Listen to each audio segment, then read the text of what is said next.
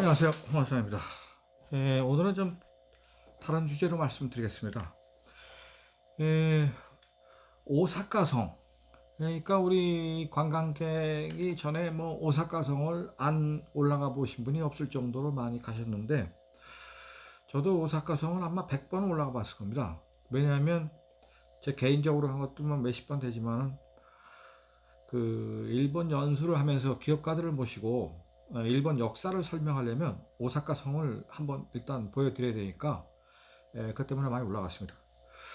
근데 제가 그 오사카를 한 30년 다니면서 그 오사카 성을 도대체 누가 지었는지 이거를 찾으려고 굉장히 노력을 했는데 뜻밖에도 그 알 수가 없습니다. 왜냐하면 오사카 성이 이제 지어지게 된 것은 1582년부터 1586년 3년 동안에 걸쳐서 풍신수길이의 지휘로 오사카 성이 완공이 됐고, 오사카 성이 불타서 없어진 것은 1615년 여름입니다. 한 7월에서 7월경인데 그때 이제 풍신수길이하고 도쿠와 이에야스하고 오사카 성의 여름의 전투에서 이제 전쟁이 벌어졌는데, 여름의 전투가 벌어진 시점에는 이제 풍신수길이는 1598년 임진왜란이 끝나던 해 죽었기 때문에 그 이제 아들인 풍신수길이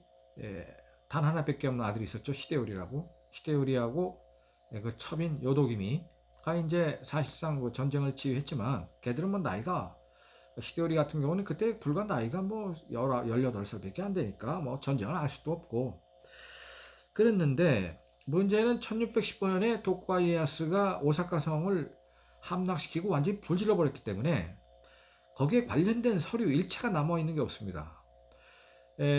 그래서 일본 학자들도 오사카 성을 과연 누가 설계를 했고 또 공사를 누가 어떻게 했는가 하는 건 오랜 의문이었습니다. 그래서 거기에 대한 논문도 변변한 게 없습니다.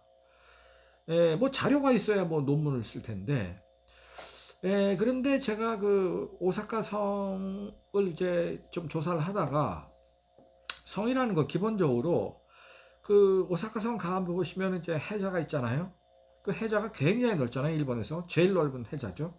그러면 그 해자 위에 그 기단부 돌을 쌓습니다. 그 돌이 굉장히 높습니다. 약 17m 정도 되죠. 6층 높입니다. 그리고 그 돌 위에다가 이제 건물을 기초가 된 후에 천수각, 소위 이제 성을 짓잖아요. 그 성의 높이가 아마 52m 정도 될 겁니다. 그러면 다 합쳐서 한 79m 정도 되니까 실제로 한 뭐 10, 20 몇 층 정도의 높이죠. 그래서 이 도대체 이 기단부가 그게 굉장히 간단해 보여도 간단한 게 아니거든요. 그 당시에는 포크레인도 없고 뭐 브로도자도 없을 때니까 순전히 돌로 이제 이걸 쌓아야 되는데, 이걸 아주 잘 쌓지 않으면 그 성이 주저 내려앉습니다. 그죠? 무게가 하중이 있기 때문에. 그러니까 그 하중을 보통 그 돌 하나가 약 270톤의 하중을 받을 정도의 그 힘을 받칠 수 있는 그게 돼야 된다고 보통 그 얘기를 하니까 일본 학자들이. 그래서 그 적군이 대포로 공격을 했을 때 대포알을 맞아도 성이 주저앉지 않아야 되고, 이 낙뢰가 떨어졌을 때, 뭐 낙뢰 떨어진 거는 뭐 대포알 뭐 백방소롱보다 더 강력한 힘으로 때리니까요. 그 낙뢰 기단부가 맞아버리면, 기단부가 무너지면 곧 건물 자체가 주저앉아 버리기 때문에 이 기단부를 아주 잘하는 전문가들이 아니면 이게 할 수 없다는 거거든요. 그러면 이제 기단부 만든 사람은 제가 찾았습니다. 그래서 이제 오늘 제가 이걸 동영상으로 말씀드린 것도 그 사람을 찾았기 때문에 제가 말씀드린 겁니다. 두 번째는 그 위에 이제 천수각을 지어야 되는데, 이게 뭐 천수각, 소위 성이라는 게 그렇게 간단하게 짓지 않죠. 특히 오사카 성의 같은 경우는 일본에서 가장 난공불락의 성이었습니다. 보통 뭐 구마모도 성, 가토 기요마사가 진 구마모도 성을 뭐 난공불락의 성이라고 하는데, 그거는 오사카 성에 비하면 그 상대가 되지 않습니다. 규모도 그렇고 오사카 성이 뭐 가장 최대의 성이었으니까요. 그래서 이 위에 이제 그 성을 짓는데 이 성을 도대체 누가 어떻게 설계해서 졌냐? 이게 지금 알 수가 없는 겁니다. 그러면 이제 상식적으로 이 성을 지은 그 성주 주체는 풍신수길이니까 풍신수길이 지었을 것이다 라는 설. 또 하나는 풍신수길의 오른팔 중에 책사가 있었습니다. 뭐 제갈공명 같은 사람이 있었죠. 그 사람의 이름은 구로다 요시다카입니다. 이 사람은 아주 그 난세의 지략가죠. 이 사람은 원래 그 후쿠오카 번의 그 성주 대명 출신입니다. 그래서 이 사람이 이제 설계를 했을 것이다. 그리고 실제로 이 사람에 관해서는 오사카 성의 전체 설계를 했다는 것까지 기록이 나옵니다. 그런데 그 구로다 칸베가 이 구로다 요시다카의 이름을 이제 일본 사람들은 보통 구로다 칸베 뭐 궁사란 이름인데 이 구로다 궁사라고 보통 부르는데 구로다 칸베는 그냥 지휘자일 뿐이지 뭐 그 사람이 구체적으로 설계를 하고 직접 공사를 진두지휘할 만한 그런 과학적 능력은 없는 사람입니다. 그러니까 도대체 그러면 이 오사카 성의 전체 설계도가 기본적으로 있어야 되잖아요. 건물이 워낙 크잖아요, 그게. 그래서 이 설계자가 누구냐라는 대목은 기본적으로 일본에서 성을 제일 잘 짓는다는 축성술의 대가인 구마모토 성주인 가토 기요마사가 이제 뭐 들을 수 있고, 그 다음에 가토 기요마사가 오른팔이었던 풍신의 오른팔인 그 구로다 칸베하고 협의를 했을 것이다. 저는 그렇게 보지 않습니다. 왜냐하면 풍신수길이는 오사카 성을 지을 때 그 전에 이미 성을 많이 잡았습니다. 예를 들면 하룻밤에 성을 지었다는 일야성, 그 일야성은 제가 나중에 한번 따로 말씀드리겠습니다. 성을 풍신수길이 하룻밤에 지어버린 게 있어요.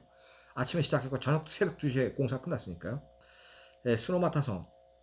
그 다음에 이 성을 지금 하루 만에 질 정도로 풍신수길인 축성의 대가입니다. 또 하나는 일본에서 현재 옛날 모습이 가장 잘 남아있는 성은 히메지 성입니다. 그래서 히메지 성은 지금도 하루에 관광객이 3,000명 정도가 거기에 구경을 갑니다. 저도 뭐 히메지 성을 한 뭐 대여섯 번 이상 가봤습니다. 왜냐하면 갈 때마다 모르는 게 나오기 때문에. 그런데 그 히메지 성이야말로 풍신수길이라는 사람의 성격을 잘 드러내고 있습니다. 왜냐하면 일본에 있는 모든 성들은 그 성주의 성격을 그대로 반영해서 짓게 됩니다. 그래서 지금 그 일본에서 가장 그 늠름하다, 가장 성답게 멋있다고 하는 성이 이시카와 현의 가나자와시에 있는 가가본의 가나자와 성인데, 그 성도 제가 한 13번 가서 지금 그 조사를 해보면 그 성은 크고 단순하고 심플하고 강력합니다. 왜냐하면 성주인 마에다 토시에의 성격이 그렇습니다. 마에다 토시에는 키가 182cm, 당대 최고의 창의 1인자였습니다. 4.2m짜리 창을 썼습니다. 유럽에서도 유럽 천년 봉건시대 1000년 동안 가장 긴 창을 쓴 사람은 스위스 용병인데 2.4m짜리 창을 썼는데, 일본의 마에다 토시에는 4.2m짜리의 창을 자유자재로 구사했다고 해요. 그만한 체력과 그만한 체격과 자신감이 있어서 성도 아주 시원시원하게 졌습니다. 가서 보면은 그냥 성의 그 정문 그 성벽이 일렬로 쫙 돼 있는데 그 일렬의 성의 구조도 간단합니다. 문 열고 들어가면 성의 구조가 바로 다 보입니다. 이건 왜냐하면 마에다 토시에가 그만큼 자신이 있기 때문이다. 전쟁에서도 뭐 전쟁의 신이고. 그런데 풍신수길이는 키가 지금 현재 학자들의 추정에 따르면 156cm. 그러니까 어떤 그 전쟁을 하는 무장으로서 사무라이로서는 뭐 거의 뭐 체격이 안 되는 그런 사람이니까 뭐 지휘는 잘할지 몰라도, 그래서 풍신수길이라 지금 히메지 성을 들어가 보면 히메지 성의 구조가 아주 복잡합니다. 그렇게 뭐 시원시원하게 밀고 들어와서 뭐 단숨에 그 성의 구조를 파악할 수 있게 그렇게 안 돼 있습니다. 일단 문간서부터 성의 입구서부터 성의 정문까지 걸어 들어가는 게 비탈길이고, 그 비탈길도 휘어졌다 이렇게 됩니다. 그리고 막상 정문에 딱 도착을 하면 그때부터 일단 한 오른쪽으로 한 90도 꺾어줘야 됩니다. 그리고 또 꺾어졌다가 다시 또 왼쪽으로 또 한 70도 꺾어줘야 됩니다. 이렇게 해서 좀 계단으로 해가지고 계단을 통해서 올라가갖고 그때서야 이제 그 성의 출입구가 이제 보이기 시작하거든요. 근데 성의 출입구를 딱 들어가면 출입구 문을 열자마자 바로 또 오른쪽으로 또 꺾어지게 되어 있습니다. 계단 쪽으로. 그러니까 단숨에는 도저히 공략을 할 수가 없고 외부에서 봤을 때 도저히 이 구조를 파악할 수 없습니다. 그리고 히메지성은 성 안에 우물이 있습니다. 그러니까 성이 완전히 포위돼 가지고 물이 공급이 안 됐을 때를 대비해서 성의 그 건물 입구 문 열고 들어가면 그 한 5m 앞에 계단 위에 그 우물이 있는데 저는 그 우물을 볼 때마다 그 우물이 해발로 치면 한 50m 이상이 되는데 어떻게 저기서 물이 솟구치냐 말이야. 이게 우물이었는데 뭐 그거는 어려운 건 아니죠. 왜냐하면 멀리 산에 저수지를 만들어 갖고 그 저수지에 물을 가득 채우면 거기서부터 그 저수지의 지하를 통해 가지고 그 로지 그 이를테면 관을 땅 밑으로 심어 가지고 성 밑으로 해서 우물까지 연결을 해버리면 성의 저수지에 그 물의 압력이 작용을 하기 때문에 자연히 물이 솟구치게 되어 있습니다.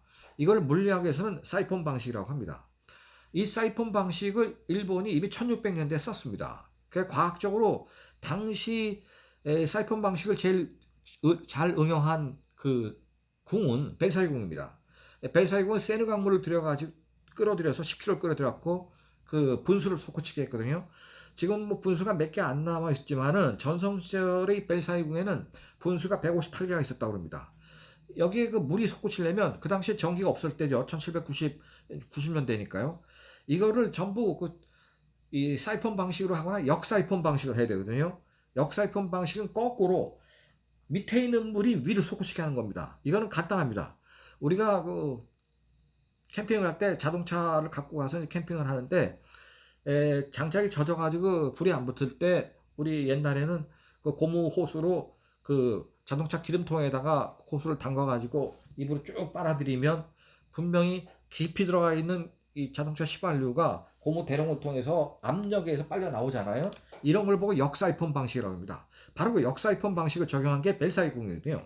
그래서 이 히메지 성은 아주 복잡한 그야말로 풍신수길의 성격이 저렇게 복잡한 사람이었을 것이다. 그리고 실제로 풍신수길의 일대기를 보면 아주 복잡한 사람이죠, 그 사람이.